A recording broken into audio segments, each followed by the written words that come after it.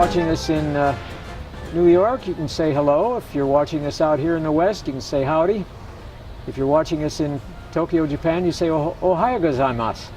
Anyway, we're here at the beautiful Blue House in Carlsbad, New Mexico, where you can get delicious coffee, which I don't drink, but wonderful tea, which I do drink, and we're very happy to have you join us.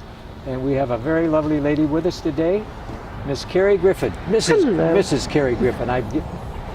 You'll have to excuse it. By the way, this is, we call this program the Faces of Carlsbad. But this is a program, Carrie, where we find out a little bit about your grandparents, where they came from, where they were born. And then we go to your parents, your mother and father, and the jobs they've done through the years. And then we come up to Miss Carrie Griffin.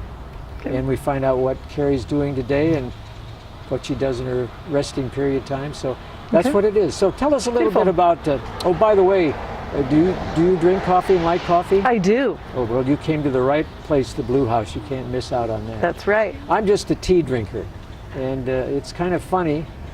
The gentleman I work with is from England, and he drinks coffee, and I'm from America, and I drink tea. You've switched it. We switched it, yes. You did. Absolutely. It's an amazing business. Anyway, Carrie, tell us a little bit first about your grandparents. My grandparents, I can go back to my great-grandparents. Good. Yes, my great-grandparents on my mom's side came from Croatia in the early 1900s. Oh my gosh. And so my grandfather was the oldest of 5. He was born in Eureka, California. I'm from California. Oh. And he actually flunked first grade. They didn't have kindergarten then. Flunked first grade because he knew no English. Yeah. My great-grandmother spoke, I think, 5 languages because, you know, in those times, you learned languages to get by and to be able to communicate with your neighbors. Yeah. So, very strong woman. She and my great-grandfather raised my mom for a period of time because my mom's mother died when my mom was 5. So they played a very important role in her life and therefore mine. My grandfather, as I said, was one of 5, grew up in Eureka, California as well. My dad's family is from the Mendocino coast in California, and they were sheep ranchers. Oh, is that right? Yeah, they had a beautiful ranch right on the coast in Mendocino. And then my parents met in California when my mom was in college at Humboldt State.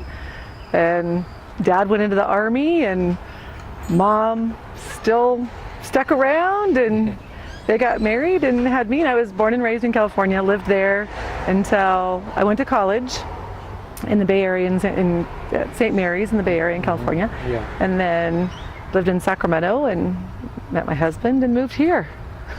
Well, what drew you to New Mexico? My husband. Yeah, we had met and did the long distance relationship for a few years and then moved here and married. Now we have our blended family. Oh, that's our nice. 5 kids. 5 children? Yes. How many boys and girls? 4 boys, 1 girl.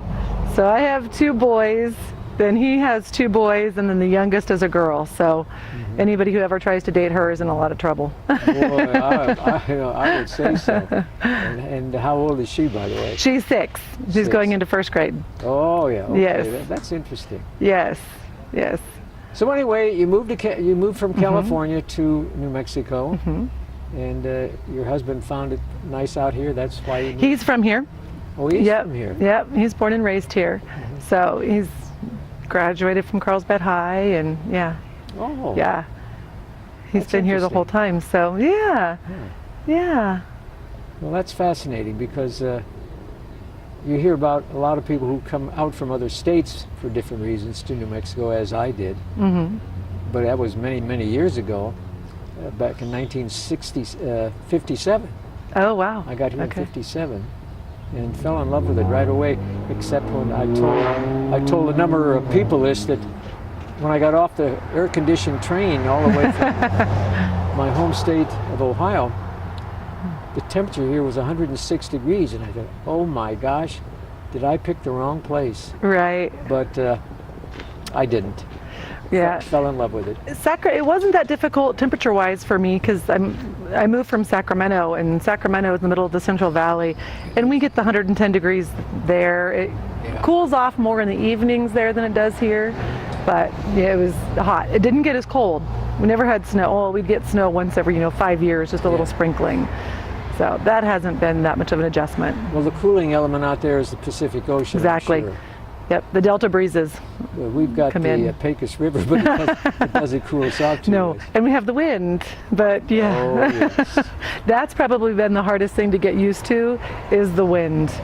Well, if you go out in it, you end up with getting sand or something in your eyes, and it's very frustrating, but we have to put up with it, and it doesn't bother me that much. Well, so what are you doing now in your area? Now here, I started subbing when I moved here. I was a PE teacher in California for 12 years. Oh. So when I got here, we were building our house and then needed something to do once that was done. So I started subbing at the high school, and I loved that. I'd done PE at the elementary level for a long time, so it was nice to get up in the age of the students. Yeah, and, absolutely. yeah, it's fun. You can have a different kind of fun with them, and it's entertaining for sure.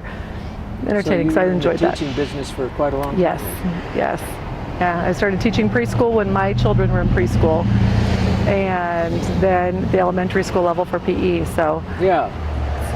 Well, I was in elementary schools for 38 years. So. Oh wow! And believe it or not, 36 of those years were with 5th and 6th graders, which I loved. Yes. And then 2 of those years, when I was in the Palau Islands as a teacher for 2 years, my students were 1st graders, 4th graders, and 6th graders. And the 1st graders were just wonderful. And the 6th graders, believe it or not, were wonderful. But the 4th graders were little monsters. And I thought, oh no. Yeah. You run across some like that every so often. Right, right. Thank goodness I didn't, because I've had wonderful students. Right. When I first started, my kids were younger, and the older kids, they were intimidating to me. They were a little bit scary because, 6th grade attitude, and it was like, oh goodness, yeah. But then as my kids grew, it became easier and easier because that's what I dealt with all the time. So by the time I left, the 1st graders made me crazy. And the older kids were easier to deal with. Yeah. But yeah. That's interesting. But anyway, your daughter's name is what? Melanie. Melanie? Yes. So as Melanie gets a little older, there'll be some of these eager beavers wanting to take her to a dance or something.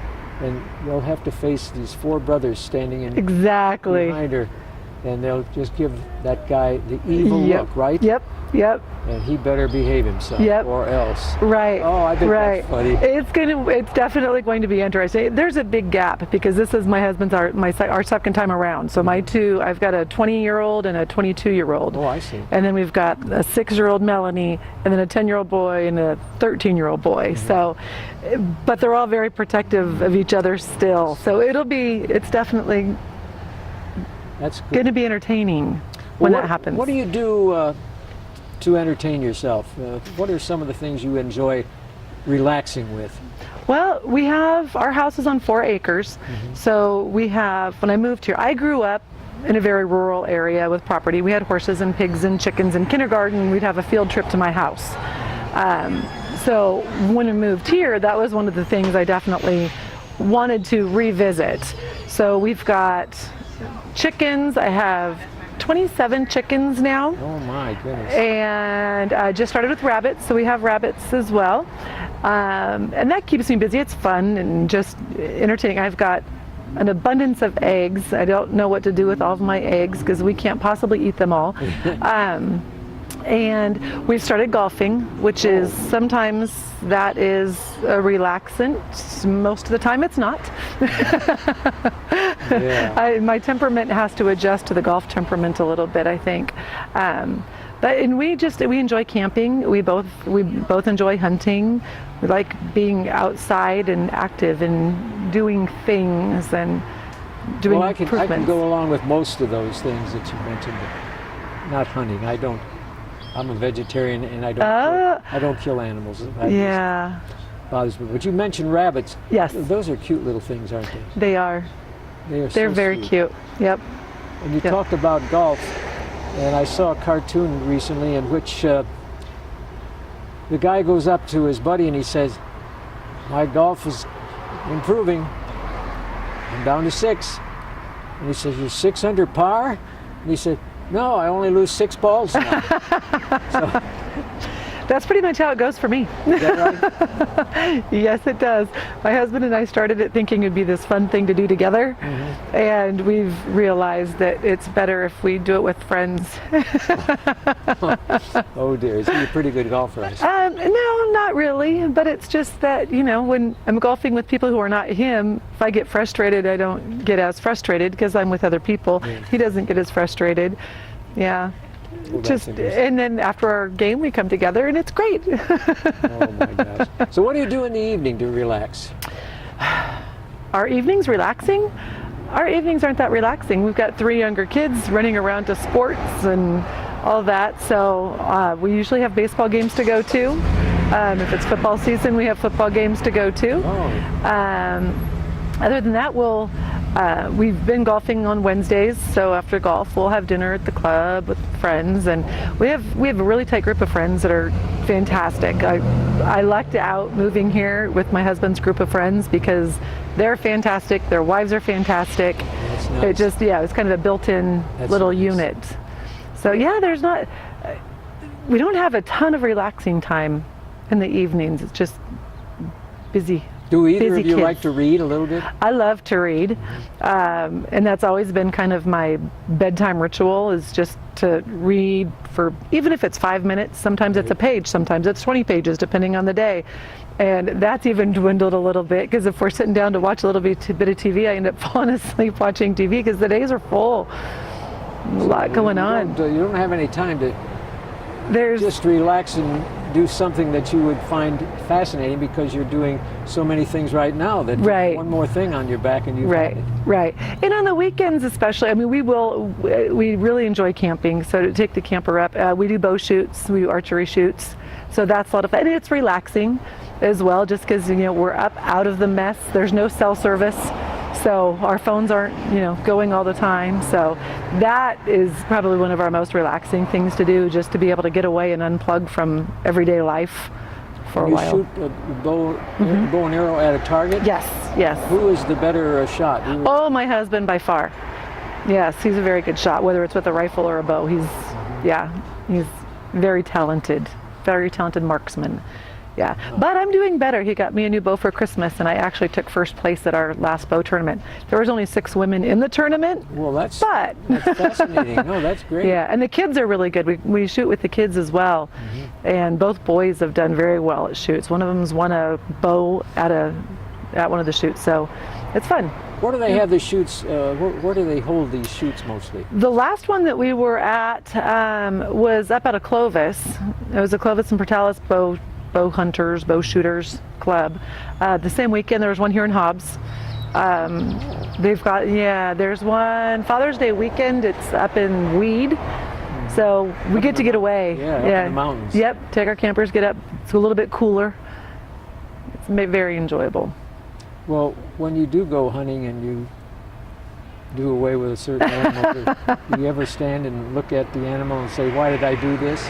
No, every time I thank the animal for providing for our family. Most people aren't vegetarians, so they're buying their meat from a store.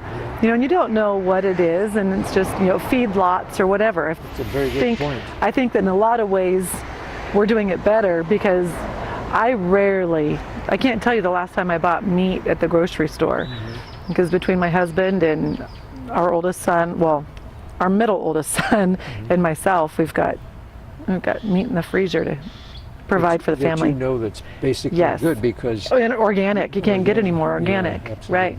And it's like my eggs with the chickens. It's the same thing. They're out every morning all day long. Put them in at night. They put themselves in at night and close them up so no critters get them. So we haven't harvested any chickens yet, but we do a lot of eggs. yeah. Well, chickens are very providing animals, They aren't are. they? They are. And you say Good that life they cycle. go in and spend the night by themselves? Mine put themselves to bed at night. They've gotten to enough of a routine that they're waiting at their door every morning about 6 o'clock in the morning. They're waiting to get let out, and I let them out, and they're out all day long, and then they'll Well, what is it with animals that they love 6 o'clock in the morning? Because that's when my cats jump in bed on me and Right. wake me up. That's when my dogs start running around, and not running, but moving around in our bedroom, so their tags start clinking, and I go back to sleep. I know. I know it. It's frustrating. It is. I think it's all part of their master plan. Yes, make our life miserable. That's right. You hit the nail on the head there. Oh my gosh. Who needs to sleep in? That's right. And it's amazing how they do that. And it's not just once in a while. No, it's every day. Every single day. Right. As soon as the sun starts rising, they rise. Luckily, the chicken coop's a little far away, and our bedroom's on the opposite side of the house. So I don't, well, I would like to wake up to the sound of the rooster, but he does his cock-a-doodle-doo all day. So it's nice. I like hearing it during the middle of the day. I don't know that I'd like him to wake me up with it. Yeah. It would be a better alarm than most. But is it true that the rooster really controls the family? yes. And mine, we had one and he was mean. He was not a nice rooster. He'd go after our daughter Melanie, he'd go after her, and so he didn't last for a whole long time. And we were gifted a rooster from a neighbor who had extra, and that was my biggest thing. Is he a friendly rooster? Is he going to be nice? Or yeah, they said no, he's great with people. It's like, okay, but I wasn't entirely sure. He is fantastic. And my dogs are around the chickens all the time too. They don't hassle them. My lab will help kind of like get them into their coop at night if there's a couple strays or whatever. But that rooster is very protective of the hens.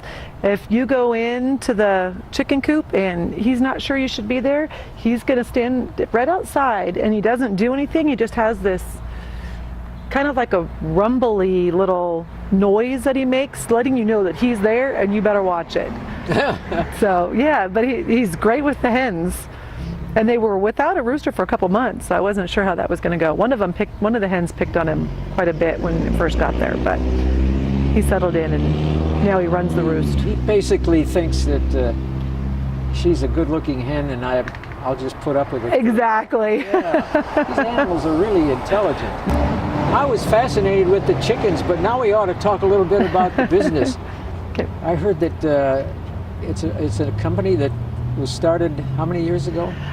My husband actually started it as a side business in 2008. Oh. So it's been around for a little while, but he was just doing it as side work. And then in 2015, decided to go all out with it. And how's the business been going? It's gone well. We started with just my husband, and then we hired our first employee, and I was very nervous because it wasn't then just us that we were having to provide for, but another family. Yeah. And that's a daunting thing when somebody else depends on you for their livelihood, Oh. We knew we'd be able to figure something out and, didn't take off right away or whatever, but it worked. And within like a month, we hired his brother and another helper. So we had 3 people from the rest of 15. We started in August. And then in 2016, a couple more, and then by May of last year, and we've just kind of continued to add employees, and we're up to 16 or 15 employees. My goodness, that's At fantastic. this point. Yeah, it's gone pretty well. Now, what kind of electric company is it? Do they go out and fix electricity on broken lines, or? No, we do a lot of the industrial and commercial. So we've got crews that are out on sites troubleshooting. We've got I&E guys who do all of the automation on the wells and things like that. And then we've wired a lot of metal buildings that are like flexible office spaces. We've done a lot of those. Some custom homes, which are not always fun because there's a lot of things change within that. Lord, yes. So yeah. Do you work with the oil industry at all? Yep. And when my husband started, that was one thing we were going to stay totally away from, but then doors open, and it's worked well. We've got a couple really good clients. So that's where most of our work is at this point.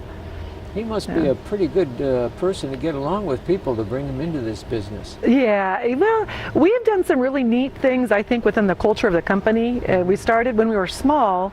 We started doing, we pay bi-weekly, so every payday we do payday breakfast. And we've continued that, so every other Friday we have breakfast for the guys and hand out their paychecks and do our safety meetings at that time. And it's kind of created just a family-ish environment within the employees, which is really nice. Really nice. It's nice for me because I do all the office part of it. It's nice for me to be able to get to see some of the guys who work for us and get to know them a little bit.